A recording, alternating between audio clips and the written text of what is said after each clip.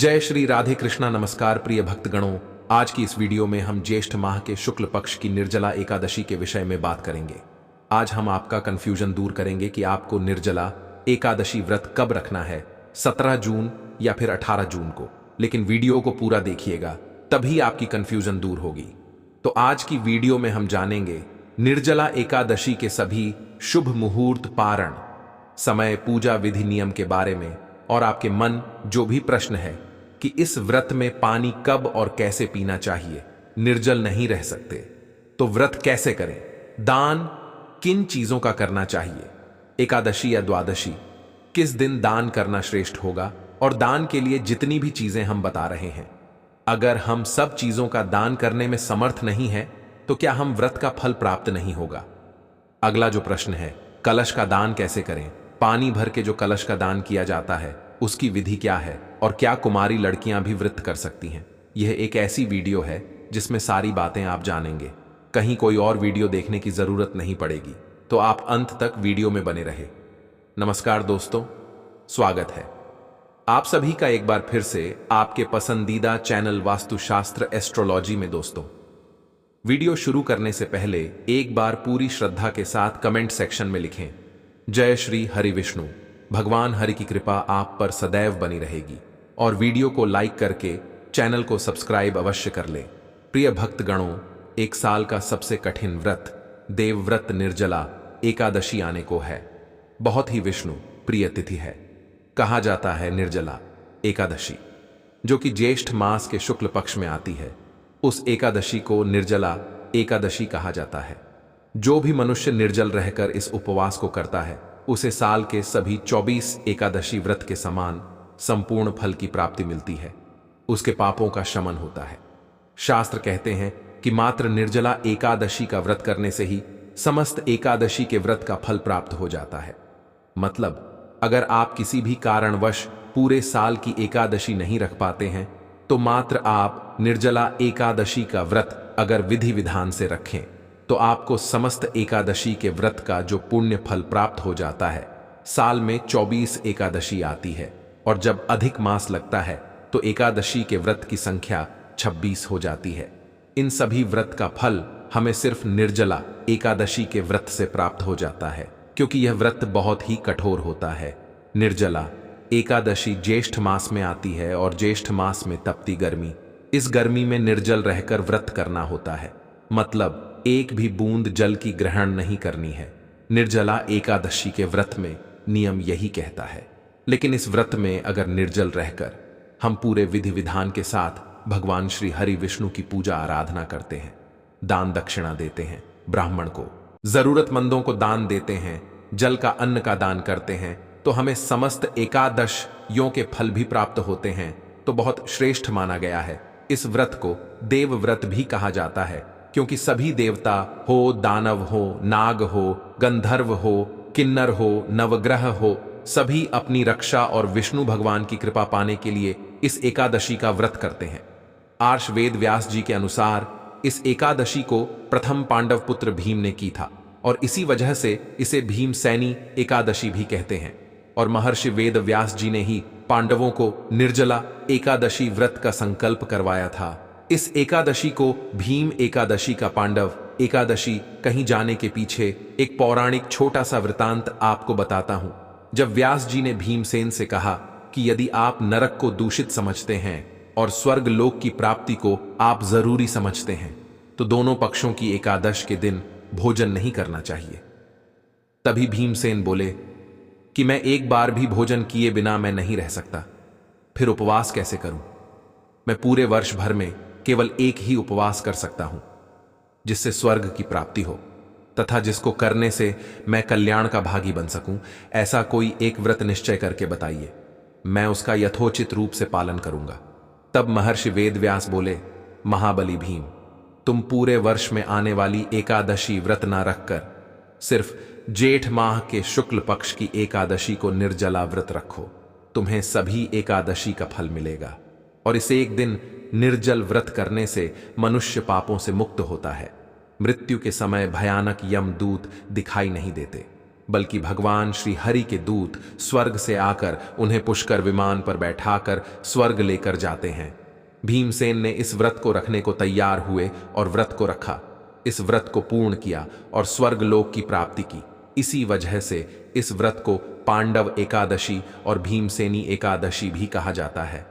दोस्तों, सबसे पहले जान लेते हैं निर्जला एकादशी के शुभ मुहूर्त और पारण समय के बारे में। फिर आपके सारे प्रश्नों के जवाब हम आज के वीडियो में देंगे। बहुत ही ज्यादा महत्वपूर्ण वीडियो है, पूरा जरूर देखिएगा। इस बार निर्जला एकादशी की तिथि प्रारंभ होगी 17 जून सोमवार को सुबह 4:44 से। इसके साथ ही तिथि समाप्त होगी 18 जून मंगलवार की सुबह 6:02 पर। और एकादशी व्रत के नियमों के अनुसार इस बार 18 जून मंगलवार को निर्जला एकादशी का व्रत रखा जाएगा। इस दिन सर्वार्थ सिद्धि योग का निर्माण भी हो रहा है। सर्वार्थ सिद्धि योग का समय सुबह 5:24 से 6 बजे तक रहेगा। अब आप सोच रहे होंगे कि जब 17 जून को सूर्योदय से पहले ही एकादशी तिथि लग रही है, तो 17 जून को उपवास क्यों नहीं रखा जाएगा?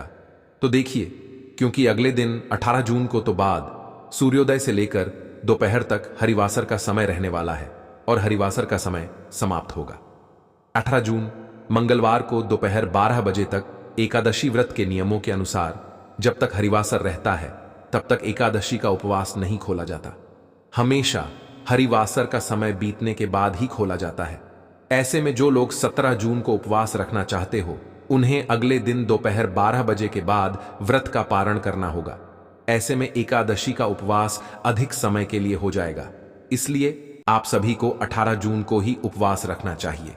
जो लोग इस नियम का पालन नहीं करते और 17 जून को ही उपवास रखना चाहती हो, तो उन्हें यदि उपवास खोलना भी हो तो 18 जून मंगलवार को दोपहर 1 बजे से 3 बजे के बीच में अपना उपवास खोलना होगा।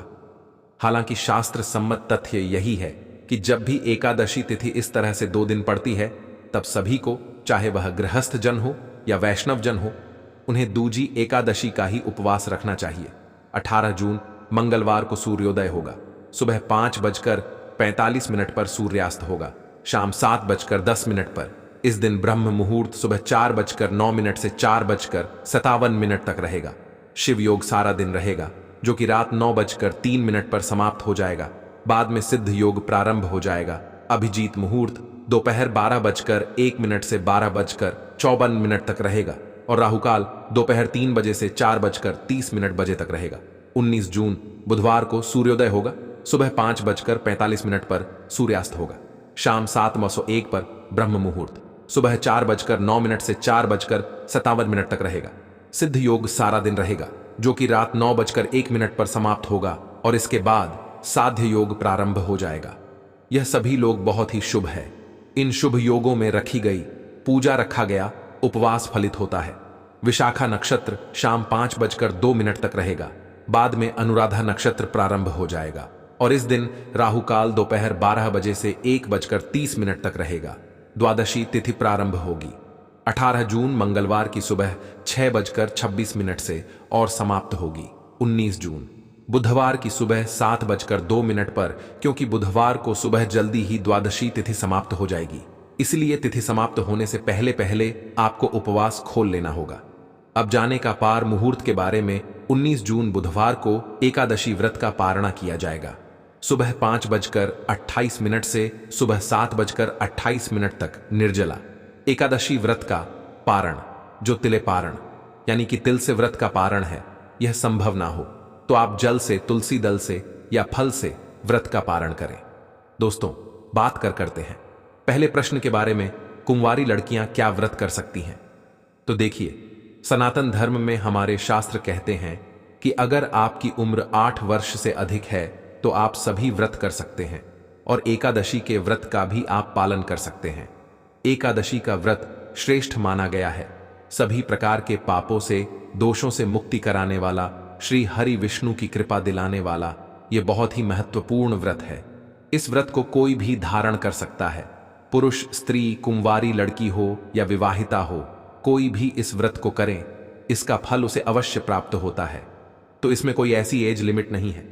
बच्चे भी कर सकते हैं, बड़े भी कर सकते हैं, बुजुर्ग भी कर सकते हैं। अगर आप सामर्थ्यवान हैं अगर आप शरीर में आपके क्षमता है व्रत रखने की, तो आप इस व्रत को रख सकते हैं।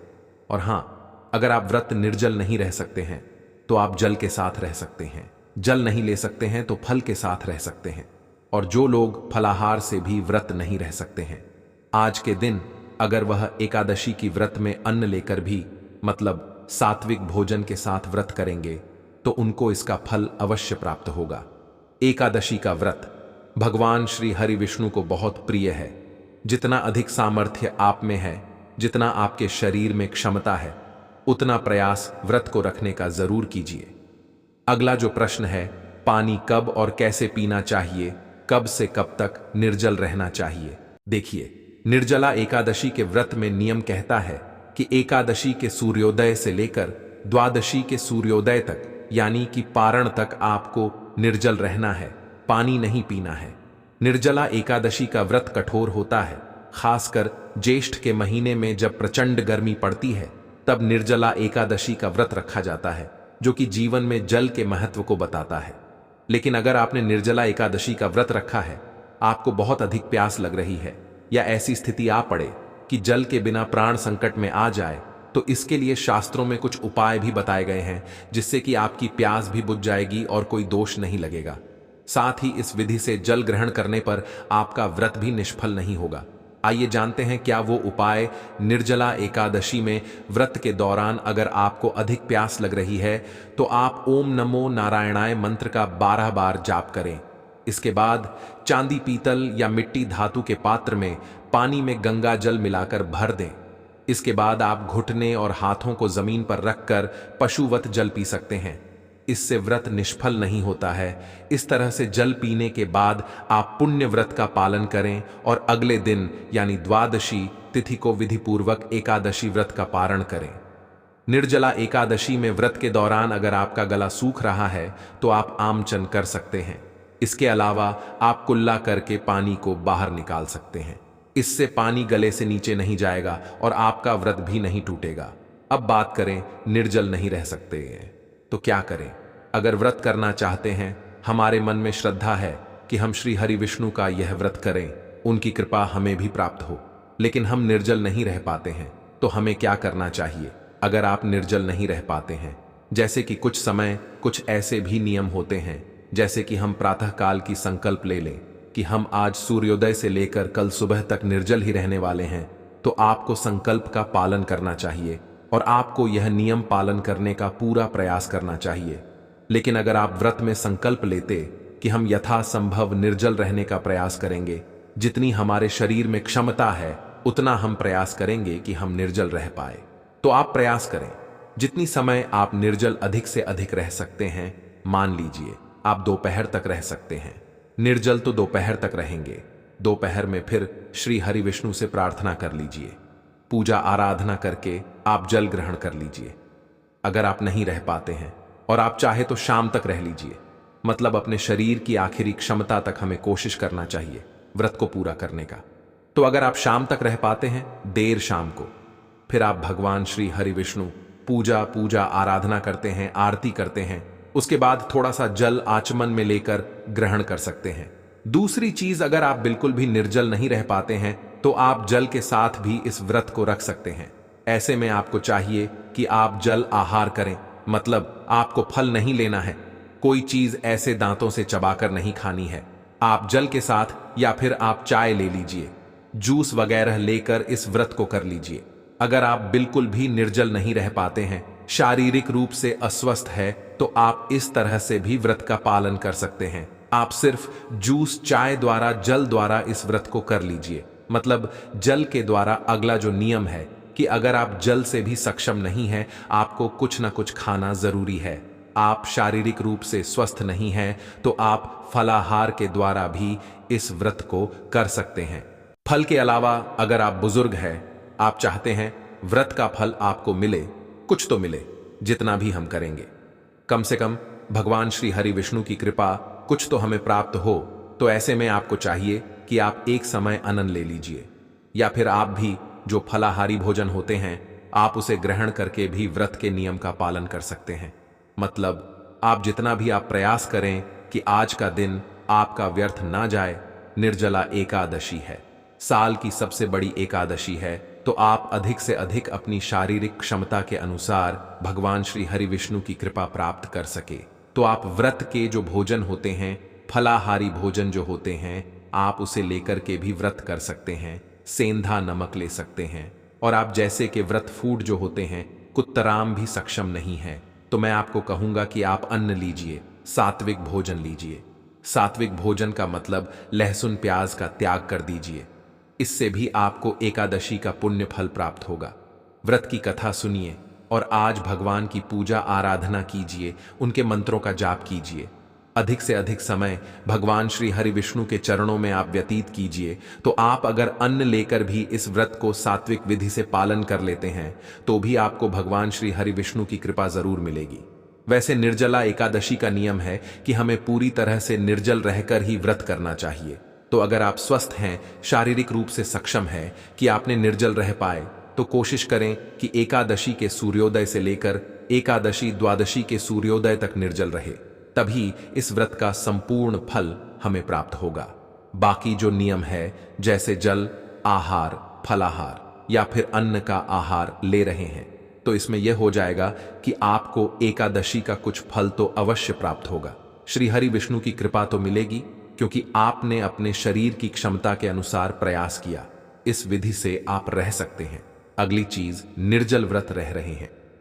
हमें संकल्प लिया है निर्जल का, लेकिन क्या हम चाय और दूध पी सकते हैं या फिर जूस ले सकते हैं? नहीं। अगर आपने निर्जल व्रत का संकल्प लिया है, मतलब जल नहीं पी रहे हैं, तो यह कोई विकल्प नहीं होता है कि जल नहीं लेंगे, लेकिन हम चाय पी लेंगे, दूध ले लेंगे, जूस ले लेंगे और हमारा व्रत फिर भी निर्जल का जाएगा। नहीं, यह बिल्कुल गलत है। अगर आप निर्जल हैं, मतलब आप सिर्फ निर्जल हैं, आप आचमन से ही जल ले सकते हैं, जो पूजा के समय आचमन नहीं ली जाती है। तो इसी तरह से हमें निर्जल रहना चाहिए। और व्रत अपनी शारीरिक क्षमता के अनुसार ही रखा जाता है। तो अगर आप अपने शरीर से पूरी तरह से स्वस्थ है, तभी आप पूरी तरह निर्जल का संकल्प ले। और जो एकादशी निर्जला एकादशी का व्रत कर रहे हैं, तो आपको प्रयास करना चाहिए कि पूरी तरह से निर्जल रहकर की व्रत करें। मतलब एकादशी से द्वादशी तक निर्जल ही रहना है। कुल मिलाकर अगर आपने निर्जल व्रत का संकल्प किया है, तो आपको पारण के समय जल लेना है। बाकी आप अगर शारीरिक क्षमता के अनुसार निर्जल या जलाहार ले रहे हैं, तो आप बिल्कुल जल ले सकते हैं। अगर आपसे नहीं रहा जा रहा है पूरे समय, तो आप जल ले सकते हैं। अगला प्रश्न आपका है, दान किन चीजों का करें? आज के दिन आप गौ का दान कर सकते हैं, स्वर्ण का दान कर सकते हैं। भूमि दान का महत्व है। और आज के दिन दान में आप अपने सामर्थ्य के अनुसार अन्न का, वस्त्र का दान कर सकते हैं, फलों का दान कर सकते हैं, सब्जियों का दान कर सकते हैं। अब जैसी आपकी सामर्थ्य, जितना आपके पास से धन की क्षमता है, उस हिसाब से आपको दान करना चाहिए। एकादशी के दिन जल दान का आज विशेष महत्व है, तो जल का दान आप अधिक से अधिक कीजिए, क्योंकि जल दान से ही सर्वश्रेष्ठ फल की प्राप्ति होती है। निर्जला एकादशी के व्रत में तो जल का दान आप अधिक से अधिक कीजिए। जीव जंतुओं के लिए पानी की व्यवस्था कीजिए। आप अपनी छत पर किसी पात्र में जल भरकर रखें, जो कि पक्षियों के लिए पानी की व्यवस्था हो जाएगी। अगर आप पर राहगीरों के लिए पानी की व्यवस्था कर सकते हैं, प्याऊ लगा सकते, या कहीं पर भी आप शरबत बंटवा सके, बोतल में पानी भर कर दे सके, किसी भी जरूरतमंद को, प्यासे को, तो बहुत श्रेष्ठ फल की प्राप्ति होती है। एकादशी के दिन या द्वादशी के दिन किस दिन दान करना श्रेष्ठ होता है? देखिए, दोनों ही दिन आप दान कर सकते हैं। एकादशी के दिन भी आप दान कर सकते हैं और द्वादशी के दिन तो हमें दान करना ही होता है। अपने पारण से पहले दान करना श्रेष्ठ होता है और जरूरी होता है। तो एकादशी, द्वादशी दोनों ही दिन में किसी भी दिन आप दान कर सकते हैं या दोनों ही दिन आप दान कर सकते हैं। कोई संशय मन में नहीं है। इस समय में जरूरत की चीजें दान की जाती है। जैसे कि गर्मी का मौसम है तो छाता दान करें, पंखा दान करें, जूता दान करें, और सीजनल फ्रूट्स होते हैं, खरबूज, तरबूज इत्यादि दान करें तो बहुत श्रेष्ठ दान है यह, और इनमें बहुत अधिक खर्चा नहीं है। और हाँ, जितनी चीजों का आप दान कर सकते हैं उतनी ही चीजों का दान करें। कोई ऐसा भार नहीं है आपके ऊपर की जितनी भी चीजें आपको बताई जा रही हूं, सभी चीजों का हमें दान करना है। आप जो दान कर सकते हैं जैसे कि आप किसी जरूरतमंद को भोजन करा सकते हैं, किसी को पानी का दान कर सकते हैं, तो वह कर दीजिए। मतलब जितना आपसे हो सकता है उतना आप दान करें, और दान का फल हमेशा श्रेष्ठ होता है। सामर्थ्य के अनुसार दान करना चाहिए। कलश के दान की विधि क्या है? देखिए, कलश में जल भरना होता है, तो आपको मिट्टी का कलश लेना है। आप चाहे तो तांबे का या किसी धातु का भी कलर ले सकते हैं। तो आप पर कलश में शुद्ध जल भरे, अपने घर में ही आपको शुद्ध जल भरना है। घर से ही जल भर कर लेकर जाना है। तो कलश में आपको शुद्ध जल भरना है। उसके ऊपर आपको सफेद कपड़ा रखना है। सफेद कपड़े से उस कलश को ढक दीजिए और उसके ऊपर चीनी रखना है। और अगर आप और भी चीजें दान करना चाहते हैं, जैसे फल दान कर सकते हैं आप इस कलश के साथ, या पंखे का दान कर सकते हैं। तो इस तरह से फल, वस्त्र, उस कपड़े के साथ ही आपको कलश भी लेना है और दक्षिणा के साथ दान करना है। तो कलश में शुद्ध जल भरे, उसके बाद उसे सफेद कपड़े से ढके, उसके ऊपर आपको चीनी रखनी है, और उसके बाद उसके साथ में आप जो भी स्तु दान करना चाहते हैं, वस्त्र, अन्य और पंखा, जो भी आप दान करना चाहते हैं साथ में रख लीजिए। दक्षिणा के रूप में कुछ पैसे रख लीजिए, और इसके साथ ही आपको ले जाकर ये किसी ब्राह्मण को दान करना है, या फिर आप किसी मंदिर में भी दान कर सकते हैं। तो कलश दान करने की यही विधि होती है। कलश में आपको शुद्ध जल जो भरना है वह अपने घर से ही भर कर लेकर जाना है। ऐसा नहीं कि आप खाली कलश लेकर जाएं और पंडित जी के घर पर ही आप कलश भरे और वहां से उनको दान कर दें। ऐसा नहीं करना। घर से ही आपको सारी सामग्री तैयार करके लेकर जानी है, और चाहे तो आप पंडित जी को दान कर दीजिए, या फिर आप पर मंदिर में भी दान कर सकते हैं। तो इस विधि से हमें एकादशी के दिन दान करना होता है, और एकादशी का व्रत निर्जला एकादशी का व्रत सर्वश्रेष्ठ माना गया है। इस व्रत को अगर आप नियम पूर्वक कर पाते हैं, पूरे विधि विधान के साथ, जैसे कि निर्जल रहकर, तब तो सर्वश्रेष्ठ है नहीं, तो जितना भी आप में सामर्थ्य है, जितनी भी आपके शरीर में क्षमता है, फलाहार, जल, या फिर आप व्रत के आहार लेकर इस व्रत को करने का पूरा प्रयास शुरू करिए, ताकि आपको भगवान श्री हरि विष्णु की कृपा जितना भी अधिक से अधिक प्राप्त हो सके, उतना आप प्राप्त करने का प्रयास कीजिए। उम्मीद करता हूं आज की वीडियो में जो आप लोगों के मन में प्रश्न थे, उन प्रश्नों के जवाब जो मैंने दिए, आप संतुष्ट होंगे। वीडियो आपको अच्छी लगी हो तो वीडियो को लाइक कर दीजिए।